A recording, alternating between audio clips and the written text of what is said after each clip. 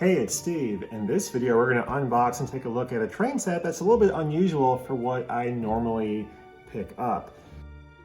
So here it is, the Harry Potter Hogwarts Express, which by itself isn't perhaps unusual, but this is a Hornby set from the UK, and it's actually an OO scale train set. So that's a little bit bigger than HO scale, but it does run on HO scale track.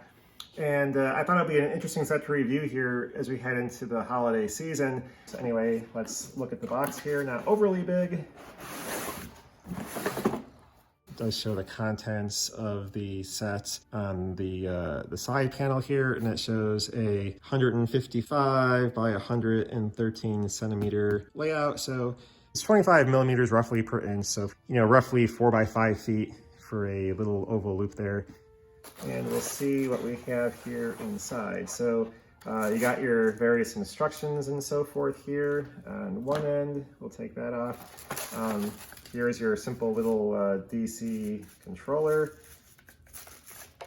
Very simple, lightweight, basic, kind of low quality, feeling plastic here. But it'll probably work fine, I'm sure. Have the AC adapter here. They do give you, as part of this set, some interesting track. You get basically an oval of track, and then you also do get one turnout and a little extra track that you can use for creating a little siding that you can store some cars on and so forth. The track here is generally similar to Atlas Code 100 track, although the curved pieces are fairly large, which are basically double what you might normally have. So it looks like it's kind of like two track sections put together. With any kind of sectional track like this, again, that does not have a built-in roadbed, it's going to work well on a smooth wood floor or something like that, but it's not going to be great if you're trying to assemble this on a carpet that has a fairly deep pile to it. So here's some longer straight track sections as well. And so what I also do have is I have some HO scale Kato unit track, and that's probably what I would eventually run this train set on. So let's go ahead, take a look at the actual locomotive here. Here we go. This part unfolds here, then you can open everything up.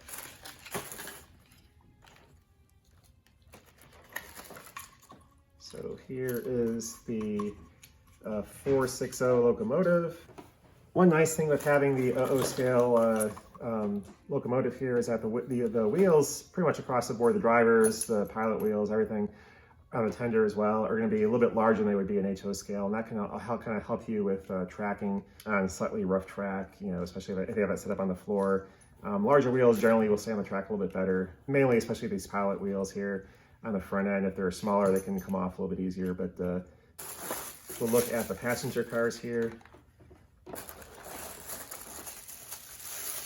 And I did pick up this set on Amazon. I'll have a link to this set in the description below where you can pick it up as well if you're interested. I also have some links to some other hobby retailers that often carry train sets, and so you can look on there and see if you can get one as well for perhaps a similar or better price.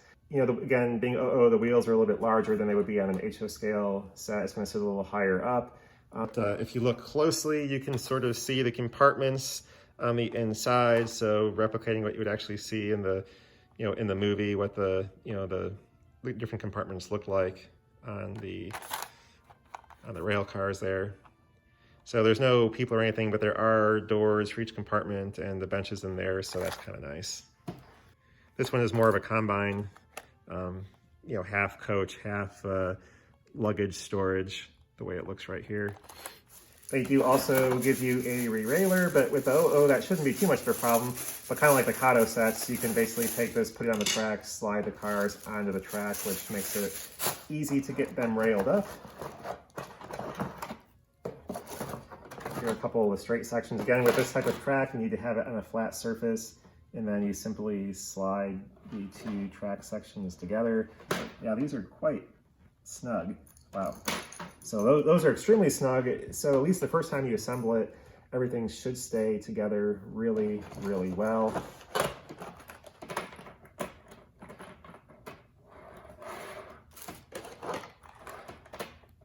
See how these couple, and they couple very easily with these hook and loop type sets here. This is a very simple throttle. You have basically direction control and not very good response with it. It's kind of sticky. And you have a very simple throttle, which doesn't have a, if you turn it down, it's going to be off, and you turn it to full speed here. I'm probably going to use a different throttle than this on here, maybe one of my Kato ones. In fact, I'll actually probably, again, potentially run this on some Kato HO track. If I have it on the floor for this Christmas, probably use a Kato power pack as well. I'll go ahead and get everything put back in the box for now. I'm going to go ahead and clear off the floor space and then work on getting this set up on the floor, and we can take a look at how everything runs. But one nice thing about this box is there's not a lot of extra material around here, which is pretty good. And so this is a fairly compact train set, which is nice. So a lot of times you'll see some of these train sets that are in these really big boxes, and they actually have less track and less contained in them than this one does. So I like it when things are packaged compactly and you don't have an unwieldy box when you don't need it. You're just, they try to make it look like you're getting a lot more for your money than you are, when in reality, they're just giving you empty box space. So that is nice. I appreciate that. I guess I'll do a quick look here at these instructions. Warranty stuff, I think, here. Some basic information on servicing and lubricating the locomotive. So yeah, there's a socket, but there's not an actual DCC board on there, but you can use a standard socket, it looks like, to add one. And then you get the owner's manual here, and it's actually a one-sheet unfolding thing here. And they basically show you some of the different options you can do with additional track and so forth. So anyway, I'll go ahead and get everything cleared out. We'll take a look at what this setup looks like on the floor. Okay, so I'm gonna go ahead and set up the Harry Potter Hogwarts Express train set here on the floor on our area rug. Everything else is sort of either wood or vinyl floor, and the track should set up fine on that. But this is the only carpeting I have here now, and so we'll go ahead and set it up on here to make sure the track will actually work at least reasonably well on a carpeting that is a fairly dense pile at least. If you're trying to do this on a shag carpet, or a longer pile carpet, likely the track that's included won't work very well. But if it is sort of a dense pile, then it should work reasonably well. So we'll go ahead and get all the track pulled out and set up here. It is nice to give you these very large sections of curved track. That does make the assembly go a little faster. Various sections here of straight track, a short curved piece, and then all of our larger curved pieces. We'll need 4 on each side to make each half of the oval of track.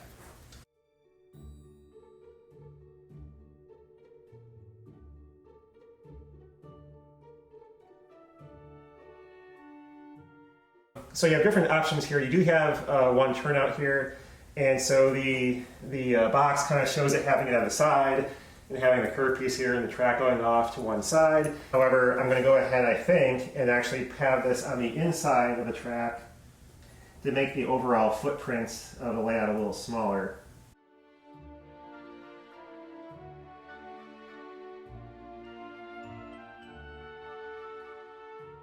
Okay, and now they do give you a little bumper stop.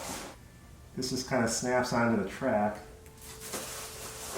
So they do give you this rerailer. This just goes on the track like so, actually like that, got it upside down. And you can just slide the cars down the rerailer to get them on the track.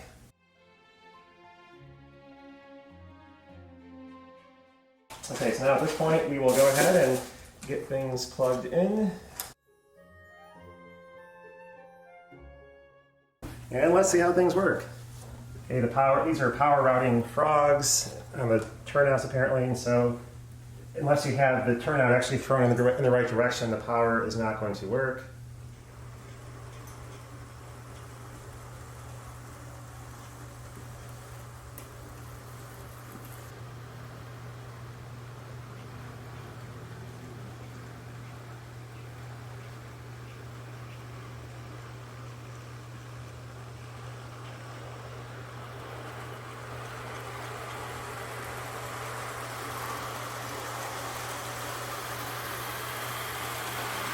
That's full speed right there.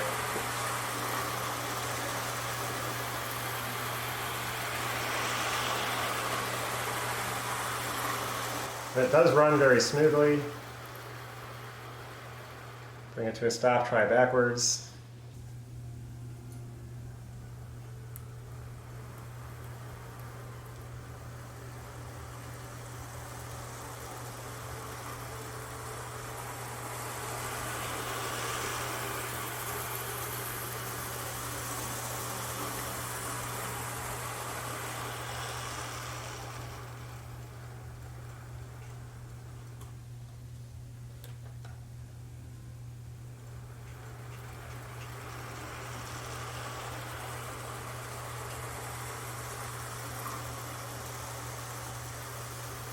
Okay, so let's do some measurements here to see exactly how much space this takes up. Again, if you could extend this a little bit longer or make it a little bit wider, depending on how you arrange your straight sections of track. But as I have it right now, this is about 41 inches wide from edge to edge, and lengthwise,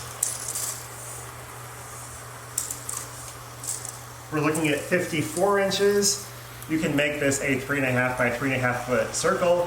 You know, if you have just a small circle going around a Christmas tree, or just use a small straight sections of track, you know, one on each one, and make it a small oval. Again, you can make it a little bit more square. You can put one straight section on each side, make it a little bit more of a square oval. But overall, those are sort of some of your options and how you can sort of arrange the track. Overall, this is a pretty nice set.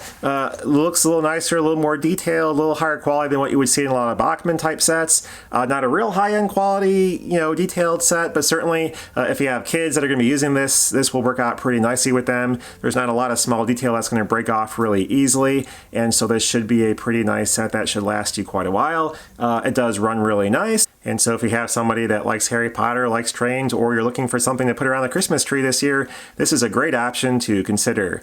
Anyway, that's all for now, and thanks for watching. Bye.